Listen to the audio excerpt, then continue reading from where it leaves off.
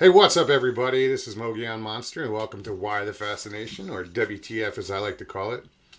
Today's guest is here to answer his reason of WTF, and you guys know him from chat. If you guys don't know him, you're about to know him. Um, I'd like to introduce Ruger Ridge. Thank you so much for coming on my show today.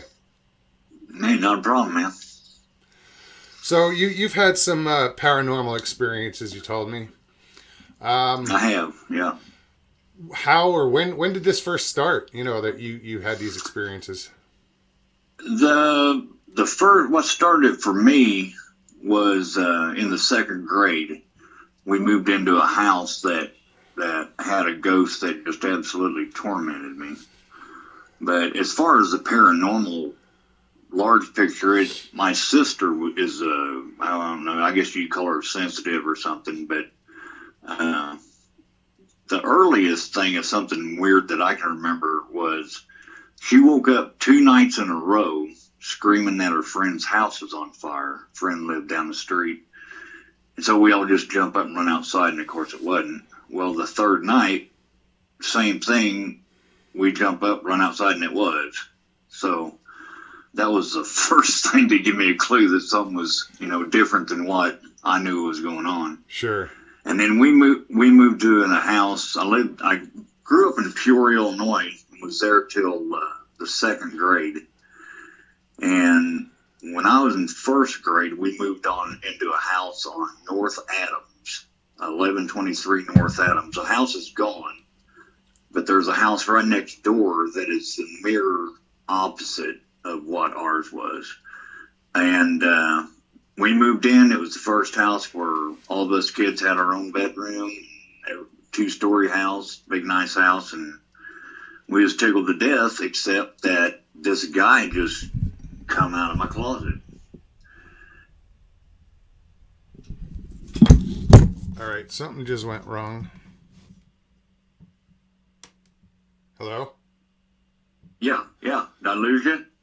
Yeah, I don't. I moved my microphone for a second. I apologize for that. This I will edit out. But Okay. yeah. Just continue. You said the guy in the house, and Yeah, it was the first time. It was the first time that all of us kids had our own bedroom, and we was all tickled about that. And my bedroom was real narrow and long. It was probably, I don't know, 15, 20 feet long and maybe only like 8 or 9 wide. And there was a closet that passed from my bedroom into my mom and dad's bedroom. And with closets on each side, you walked in this basically a little bitty room. And one night I was laying in bed, and it just like washed right over me. I knew something wasn't right, and I turned and I looked at that closet, and this shadow figure just went whoop, right out in the middle of the doorway. I mean, just like instantly. And this is so hard to explain. In slow motion, this thing started running down my bedroom at full tilt. I mean, he looked like he was really going, but he was barely moving. And all I could remember was he had something shiny up over his head, like, he's holding a knife or something over his head. But this figure was just completely black. And I don't remember how close he got to me. The next thing I remember, I was in bed with mom and dad, hysterical, obviously. sure. They just thought I had a nightmare. So, and I was telling them, no, I was wide awake. Well, this progressed on, and I just started seeing this guy walking through the house. And if it was in my bedroom, like at night, it was this shadow person. But there was this guy in a pinstripe suit, the old gangster looking suits, and the round boulder hat, and he just walked all over the house. And I was the only one that could see him. We would be all sitting in the living room watching TV, and this guy come out of my mom and dad's bedroom, walk right through the middle of the living room, right into the kitchen, and I would freak, and the rest of the family would be like, well, he's lost it again. And it got so bad that this guy would wait for me to go to school. And I lived, I don't know, it was a couple blocks up there to Greeley Elementary there in Peoria. And I'd walk out the front door and he'd be leaned against the telephone pole across the street. So I would walk up our side of the street and he'd start walking on the other side right with me. And when I thought I was close enough to the school, I'd just take off running and cut across the intersection and, get in school. And I always thought once I was in school, I was good, and I never did. I don't remember ever seeing him going back home after school day. But I was sitting in class one time in my classroom. There's an alley that runs beside that elementary school there. And I was sitting in class one day and he started walking up and down the alley. And he walked by, and I thought to myself, I remember thinking to myself, well, maybe he don't know I'm in, or maybe he didn't see me. Well, then he comes back, and did that probably 3 times while I was sitting in class. So the family thought I was losing it, and I was beginning to think that I was really losing it. And after we moved, I never did see him no more. Yeah, that's got to be difficult. Moved to another house there in town for a little bit, and then we moved to the country. But yeah, that was a trip. Yeah, it's got to be tough when you're seeing something but no one's believing you. Oh yeah. And you've seen it. And that's yeah. And I have an older brother, so when this all started, they just put me in bed with him upstairs, thinking I was just scared to sleep by myself. Well, this guy would just come up the stairs and walk in the bedroom door. And I would just go off, there he is. Why can't you see him? And we was throwing toy cars and, anything we get a hold of, I was slinging it at him. And of course, Dad didn't tolerate much of that, but they really thought I was losing my mind. And I was beginning to think I was too, because nobody else could see him but me. Yeah, that's got to be frustrating, and for the listeners who don't know, Peoria, Illinois is the place where my mom passed away, and it's also the place where I had my first paranormal encounter. So it's kind of ironic. So what else what other experiences have? After. I always figured I've had a lot of experiences, but I contributed to that. The first one, I think once you go through something like that, you're more sensitive and open to everything else. Sure. And I've had a lot of things over the years. When me and my wife got together, we rented an apartment in this big 2-story Victorian house here in town, and loved it there. But we got talking to some other people and found out that it used to be a funeral home. Oh, and they had a laundry room in the basement. The laundry room in the basement was originally the embalming room. And I thought, I kind of thought, well, that's cool. Well, we had ghosts there too. Spooks, as I call them. We had spooks there too.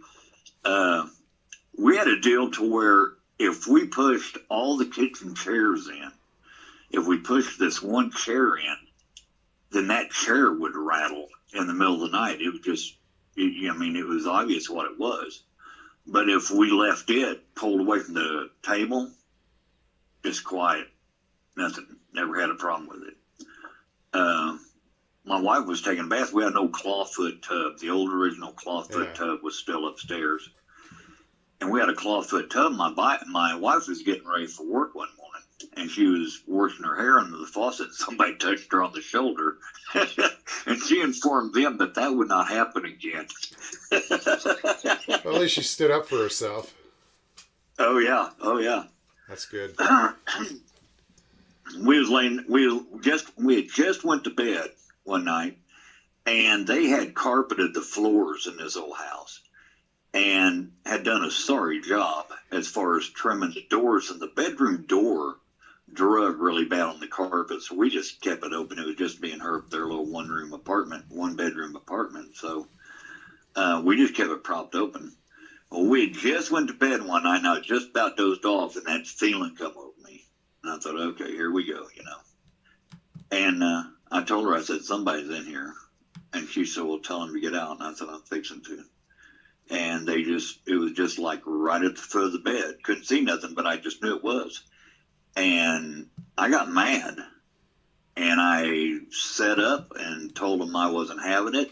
And they needed to get out. And about that time, that bedroom door slammed. And it slammed so hard that it latched. And we had never had that door latched. You could pull it too, but we'd never had it latched. But yeah, it slammed hard. She said, she hollered at me one time, and she said, somebody's down there around the cars. And of course, we was upstairs, and so I walked over the front of the apartment there to look down at the street, and I didn't see nobody. And she said that she seen somebody dressed in a black and white suit walk down the cars that was parked on the curb and step off and then walk back the other way.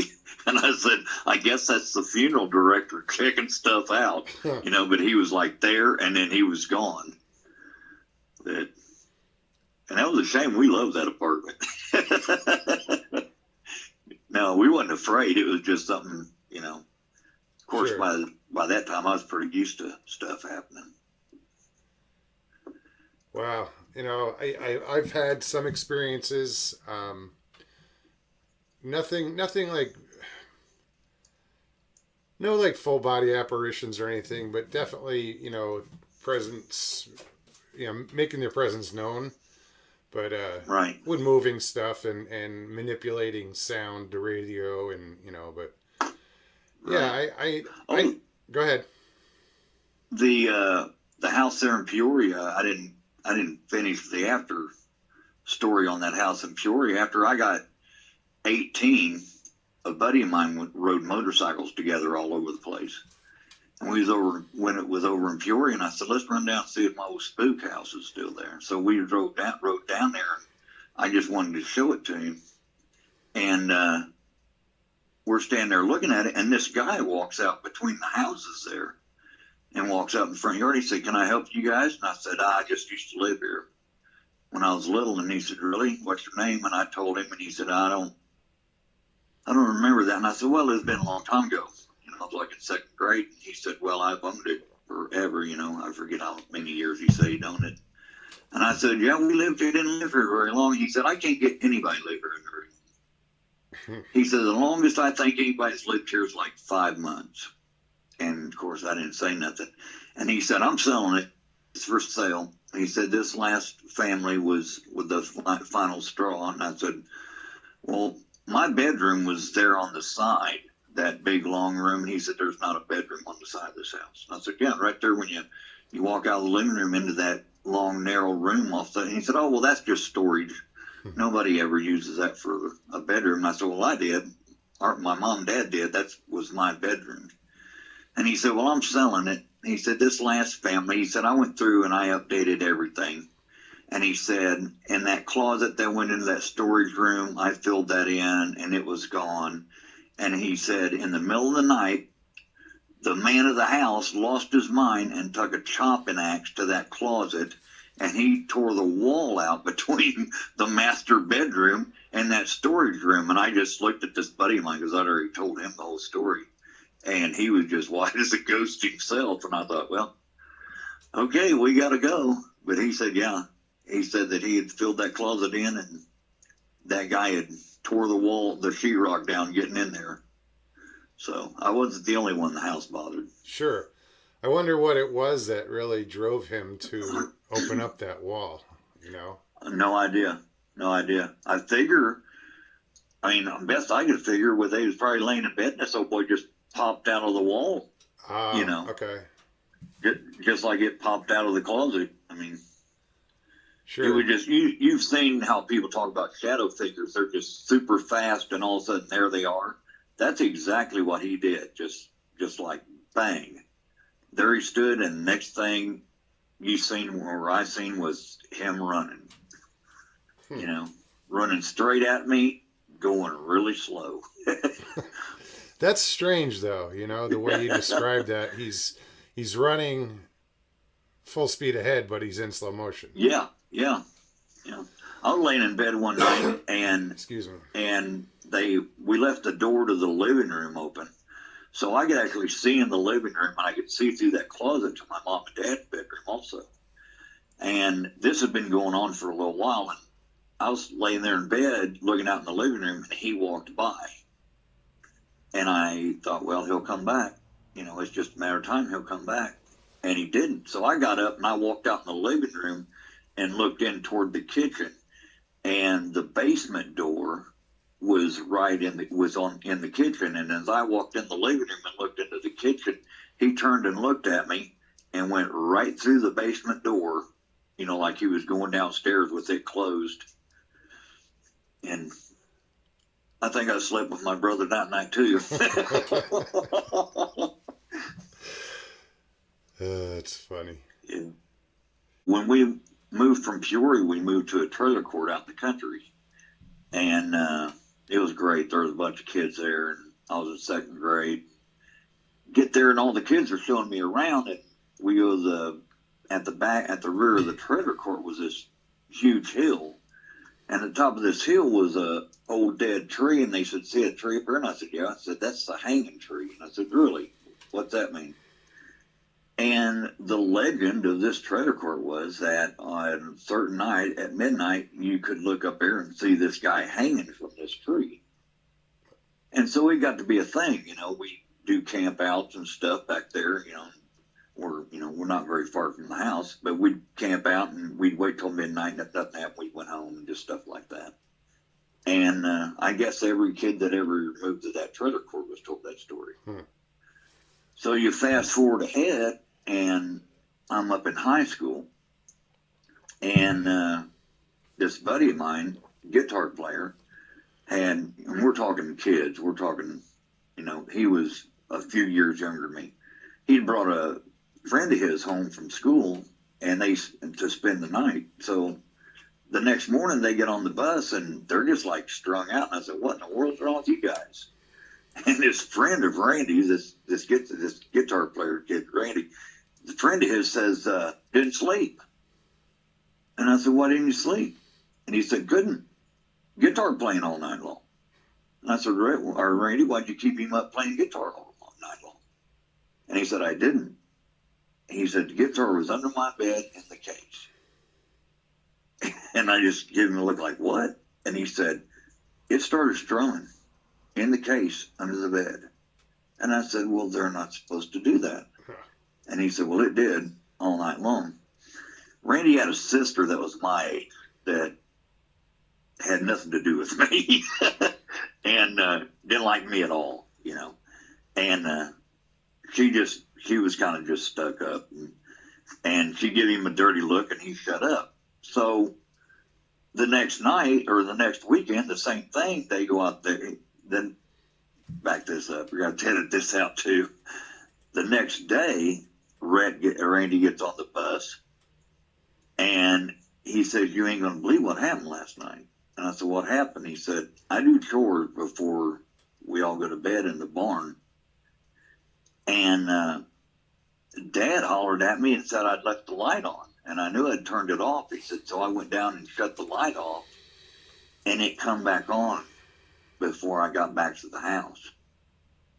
And I said, "Really?" And he said, "Yeah, Dad seen it through the kitchen window and told me not to worry about it." So the next night, they had went down to turn the light off, and his dad went with him. And when they walked around the corner of the barn, here's this guy hanging from the rafters. Randy said, "I couldn't believe it." He said, "I just walked around there, and here's hung this guy." And he said, Dad said, "Did you see that?" And I said, "Yeah." And his dad turned the light off and said, "Don't tell anybody." So when he got on the bus, he told me this too. And I said, "Well, man, something's going on there. You need to check that out." And his sister just unloaded, "None of his business. That's family stuff. Don't tell anybody." Well, I guess it got to the point to where she started wondering about it. and come and ask me, do you know anything about this stuff? And I told her my story about the house in Peoria. And I told her, I said, it's a family farm, like, been in the family for a long time. And her grandma was still alive. So I told her, I said, just, ask your grandma and see what's going on. Her dad refused to talk about it. So she gets doing some studying, and she goes to the library and gets newspaper clippings and had talked to her grandma.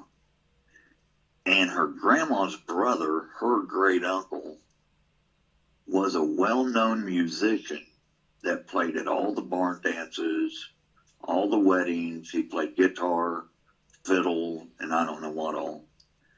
And his obituary said died, I don't remember, it said farming accident or died at home.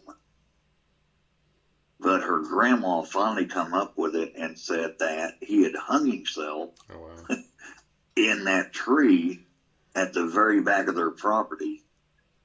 And if you went to the end of their farm, it ended on top of that big hill on the backside of that trailer court. So that was a ghost story that come full circle, I guess. Sure. See, where did he hang himself, though? Did he hang himself in the barn or in that tree? Well, he hung himself in the barn, and they buried him under that tree. Was what the deal is. Okay, that's what it was. Okay. Yeah, he hung himself in the barn. And they buried him under the tree. That's right. But wow. maybe he showed up there. I don't know. Crazy story. I thought, well, thinking about doing this, I thought about another story that isn't really ghost related, but it was like really weird.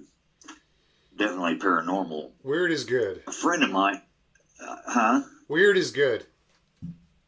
Weird or good? Good. Weird is good. I'll take. Yeah, weird is good. Yeah. A friend of mine, we drove trucks together for a long time and been all over the country together. And then he went to work for another company, and I bought my own truck. I'm hooking it across to Indiana one night about 4 a.m, and I just got this really weird feeling. I mean, it was just like a total feeling of dread. And I look over, and he's sitting in the passenger seat. And then he was gone, and I looked at the clock, and I remembered the time. I don't remember the exact time now, but I took note of the time. And the next day, I called him. This is before cell phones. I called him, and I said, hey, man, what were you doing at, 4:25 this morning? He said, I don't know. He said, I don't know. I said, I was driving.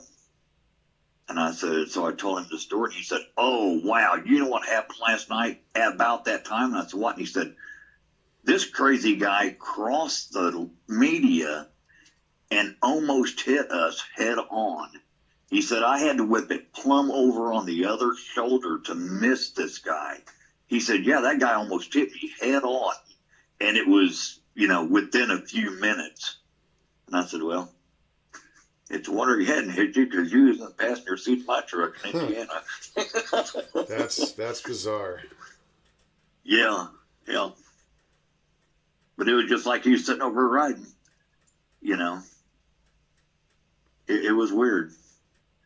Wow. It was weird. So I think we just go ahead. No, go ahead. I was just going to ask. I know you've these ghost encounters and stuff, but you're kind of fascinated with Bigfoot and stuff like that as well, aren't you? Right. Yeah. Why the fascination with that? Well, I'm like everybody else, pretty much in my age group. First thing that got me interested in was the movie Lady in the Boggy Creek. I haven't seen that movie yet. I have not seen it. Well, it's pretty corny. Oh, is it? Compared to today's standards, it's very corny. But when it came out in 71, I think, 71 or 2 in there, it was creepy. and I was, 11 or 12. When we moved to the trailer court, I got running with this kid, and we were still lifelong friends.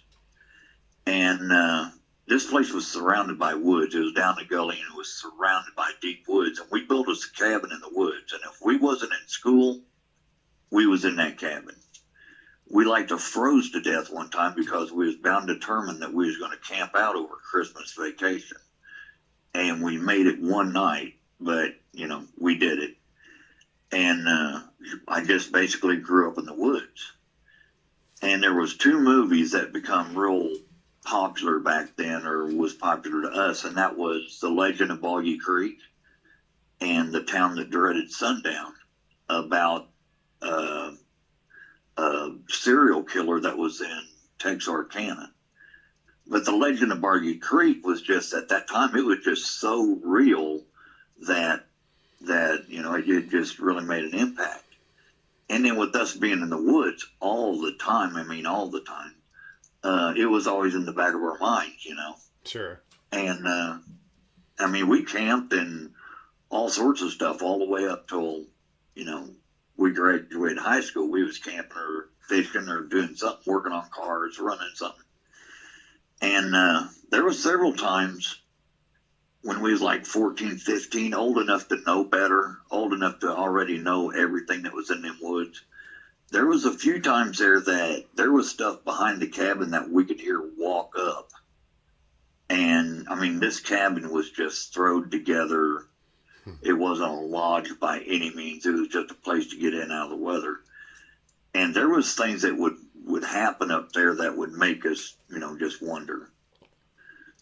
Well, I just stumbled onto, YouTube, stumbled onto watching Bigfoot videos and listening to stories and stuff. And I started finding sign around here where I live now. And to say the least, it's escalated. Yeah, I know that feeling. Yeah, it snowballs, Yeah, I stumbled upon Sasquatch Chronicles and was hooked, like, holy crap, right. These things exist. Right.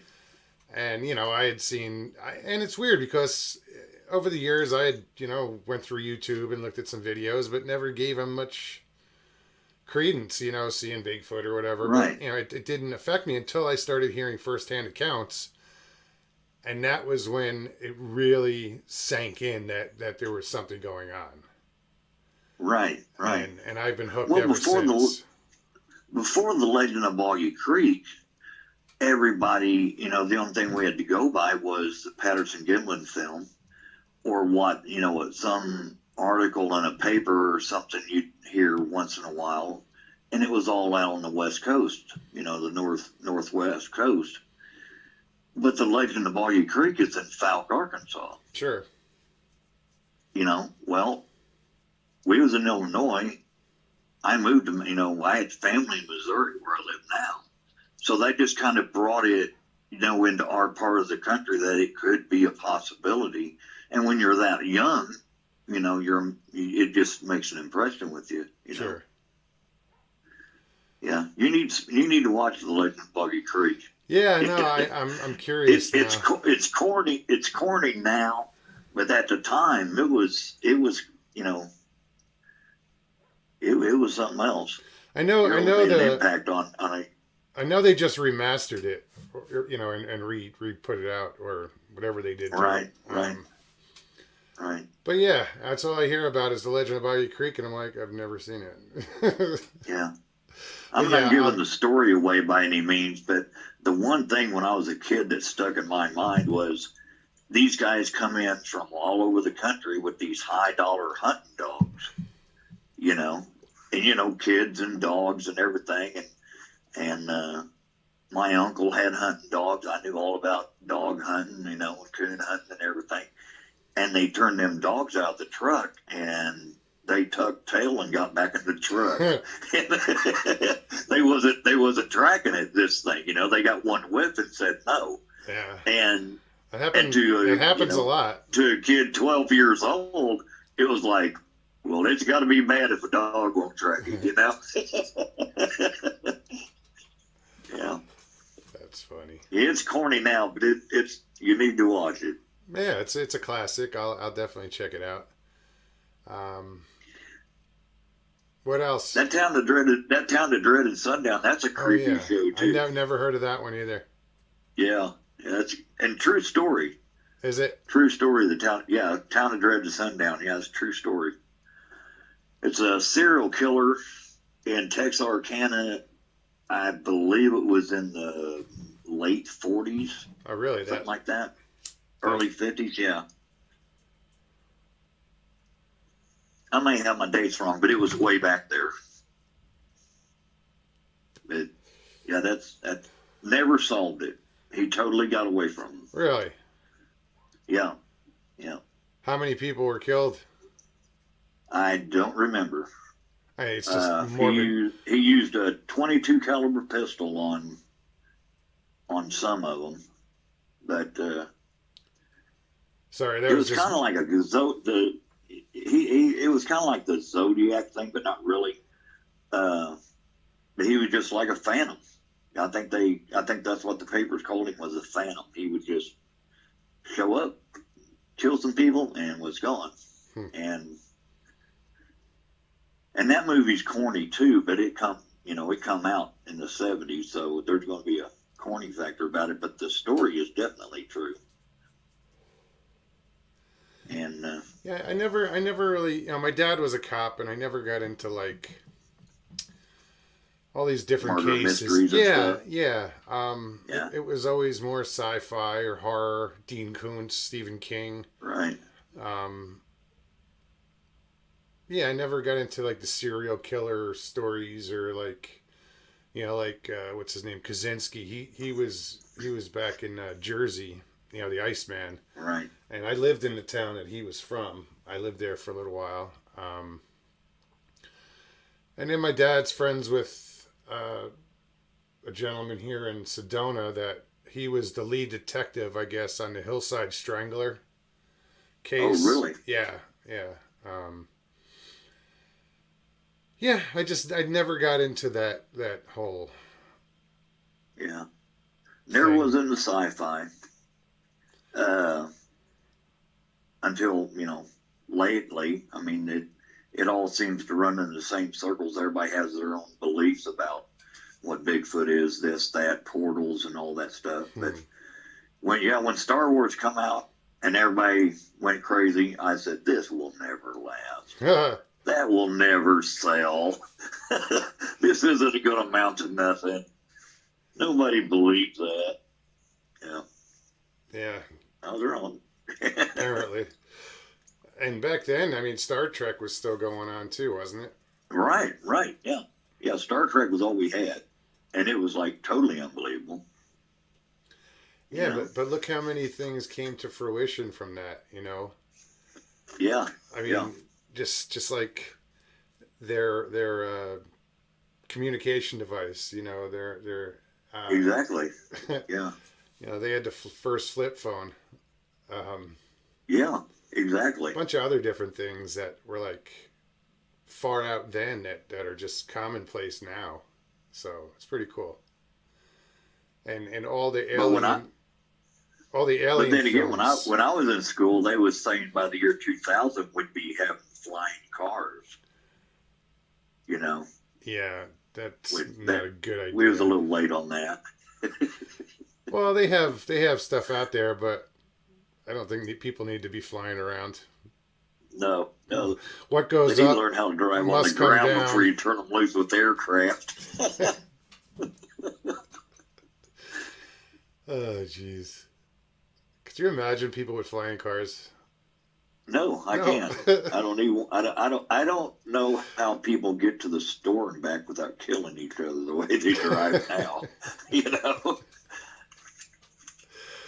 Wow. That's what makes me wonder about young kids. These newer cars are so much quicker than what I had when I first started driving. Oh, yeah. And they handle so much better. The brakes are far superior. I can't even imagine turning a 16-year-old kid loose in a new car. You know, Yeah, the cars have would it be gotten better, but safer? the Yeah, people haven't. but you get into trouble a lot quicker, I would think. Oh yeah. It's the Yeah. one thing I wasn't I didn't get over, I never got a speeding ticket in my life. I wasn't that type of driver. Um, Uh, but I haven't driven in a I while. I used to have a lawyer on retainer for speeding tickets. Got another one. Yeah, yeah, yeah.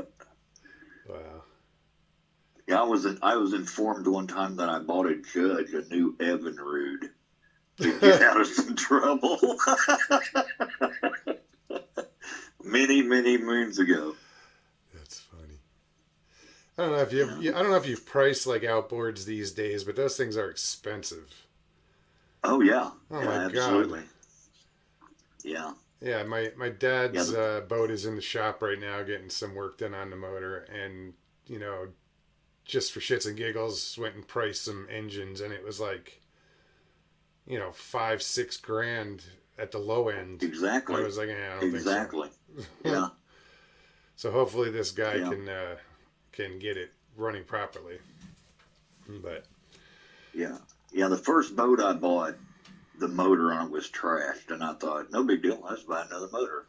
Yeah, right. yeah, You know, and even used they retain their value for some reason. right. And you don't and used, you don't really know what you get. Yeah, You and know, the motor that's on it now that's being worked on has a lot of hours on it. This gentleman brought it up. The guy we bought it from, he brought it up to Lake Powell a lot. So he was, he'd go 100 miles up the lake, no problem, in a day, right, and just fish and right. camp. But the boat's in good shape. So once we get the motor going, it'll be a good deal.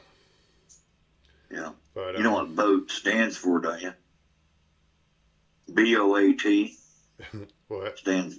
That stands for break out another 1,000. That's so true. Well, this guy's repairing, like he's replacing the control cable from the throttle cable, Uh-huh. because the guy who had it Right. before, I guess he just bought a cable and slapped it in there, but it was way too long, so it Oh would yeah. like hang out the back of the boat. So he's replacing the cables and doing the right thing with the boat. Just seems like he's taking a long time though. Right. Well, Right. we want to go fishing, so Right. Right. Yeah, it's never ready when you want it. no. Yeah. So did I tell you I got a new roommate? You did. Yeah, You did. yeah. Told you he's into Yeah. squatching. Yeah. Yeah, that's a little strange. That's cool. Yeah, That's cool. it's just surprising that the person that I find, and I've known him for 10 years, but that I decide, hey, you want to be my roommate, and then I find out he's a squatcher. It's just like, what are the chances? Well, yeah. Weird how that happened, isn't it? Yeah, but it's. I got one more story for you too that I happened to think about. I think I mentioned it to you before. Yeah, go for it, man. I was working third shift, and we was doing a lot of work, and I guess technically it was second shift. I'd get off at 3 in the morning, and then I'd sleep biggest part of the day and go back in at 4, I think it was. But I was out like a light mid morning, and nobody home, and I feel the bed move. And I open my eyes, and here is this woman dressed in all white with long, long, long blonde hair. Just absolutely the prettiest thing I had ever seen. Absolutely beautiful. And I'm like, okay, you're dreaming. This ain't happening. And she just stand there smiling, And I went back to sleep. So my alarm goes off at like 2 o'clock in the afternoon. And I get up and wheel around and sit on the side of the bed. And here, draped over the nightstand, is a blonde hair like 2 foot long. Wow. Yeah. Yeah, that was weird. That was weird. Didn't you Somebody looking over me. didn't you tell your wife about that? Oh yeah. Oh yeah. That was the first thing I did was tell my wife about that. And I said, "This is too blonde and too long for yours, and nobody's been in the house." She kind of, sort of believed me. Yeah, I could see that going south real quick. Yeah, that was my first wife, ironically, who did not have long blonde hair. I'm dying here. That's too funny. Well, Ruger, man, I'm so happy that you decided to call me and get in touch Yeah, and it was tell some fun. stories, man. Yeah, It's it was fun. It was fun. yeah, this is kind of why I geared, why I created my channel was to get the people in chat to tell their stories and, Right. just because, like I said, I think I told you this one other time, everybody's there for a reason. I mean, why does everybody choose the paranormal or Bigfoot or, that whole bizarre supernatural genre? All those Right. people that show up night after night, I started thinking about it. I said, there's got to be, stories here.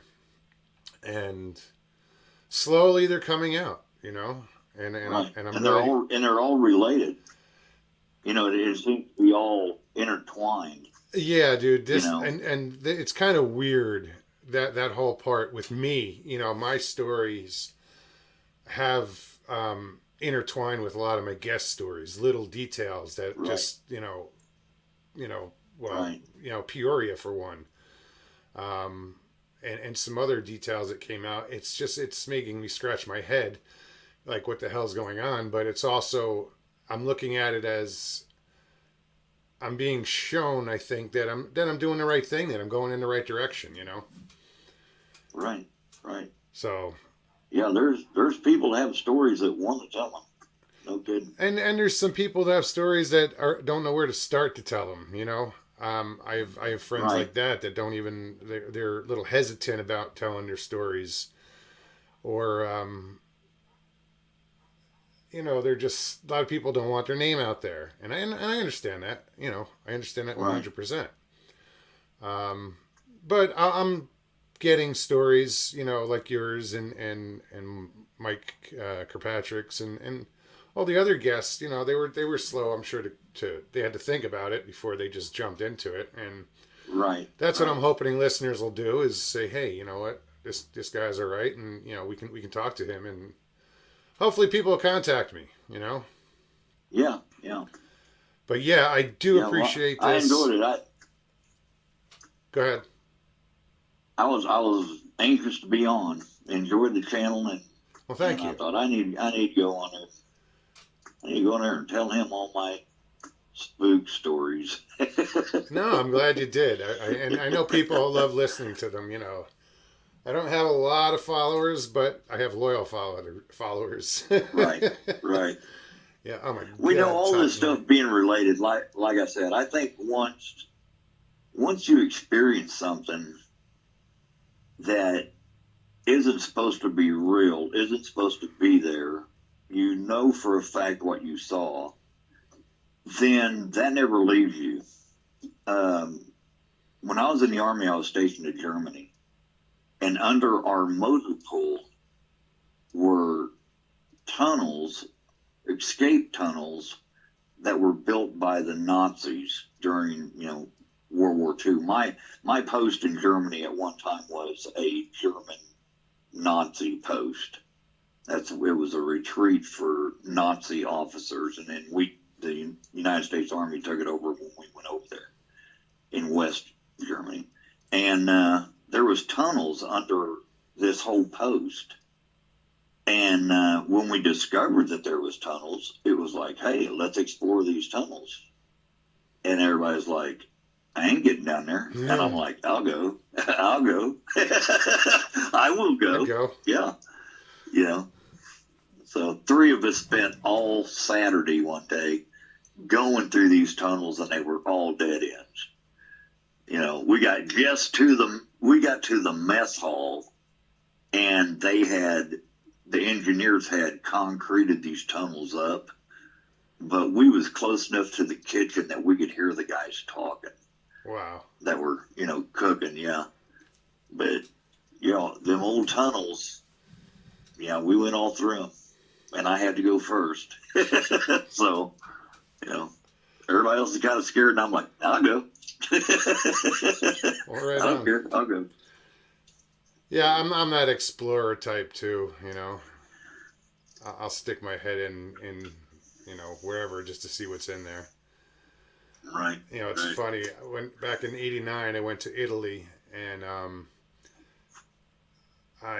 we went to Pompeii, and my first wife at the time had been there before, so it was old to her. So, but for me, it was brand new. So I would stick my head into every ruin possible, and look in every corner, and like I'm gonna find something that somebody missed, Right. but it was just that fascinating, and I'd be looking in this building, and my ex-wife is like 5 buildings ahead of me, like waiting on me, tapping her foot, shaking her head, you know.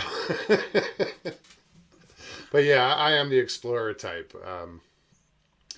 There's a lot of mines in Arizona I'd like to check out. Get I the. have a buddy who does that. I have that friend of mine that grew up with. He does all that stuff. Goes out west and searches for treasure and goes through mines. And, yeah, he's big into that stuff. I don't know where all he's been, but he's gone at least twice a year. Nice. I can't get a hold of him. He'll come back and say, "Well, I've been in so and so for 2 weeks." Oh, okay. I thought something happened to you. Nope. Just out and running around. Okay. Yeah, there's a lot of exploring to be done out here. I haven't even scratched the surface of it, but hopefully I'll be getting out more and checking things out, and see, I mean, I'm kind of I enjoy doing what I'm doing. I enjoyed doing that on location video 2 videos ago when I was up on the Mogollon Rim. I'd like to get out more and record. More in the woods stuff. Not necessarily research, but just get out there and film. Right. Well, if I ever get my channel up and going, that's what I plan on doing too. Just this, that, and the other. So tell me about your channel. What do you want to put together? Well, I haven't really decided yet. I mean, obviously, I'm going to show what little, and I mean little, that I have found around here, but I ain't decided yet. That'll have to be a cliffhanger. All right on, man. All right, brother. Well, I want to thank you again for You bet. taking the time out and joining me. You bet. Really, I'm sure the listeners I enjoyed it. I'm sure the listeners will enjoy it too. But on that note, I'm going to say thank you very much, Ruger, and I will see you soon, I'm sure. Sure. Probably a couple hours in chat. Well, sure. I enjoy that a lot. I really enjoy the chats. Yeah. It's there's some good people in there. I sometimes my sense of humor gets me in trouble, but I really enjoy the chats. Well, you know what? I was a moderator for a while on the paranormal portal, and just I kind of curbed my sense of humor, but now I'm like I'm not a moderator anymore, so I kind of let loose a little more. Exactly. All right, Ruger. Well, thank you again.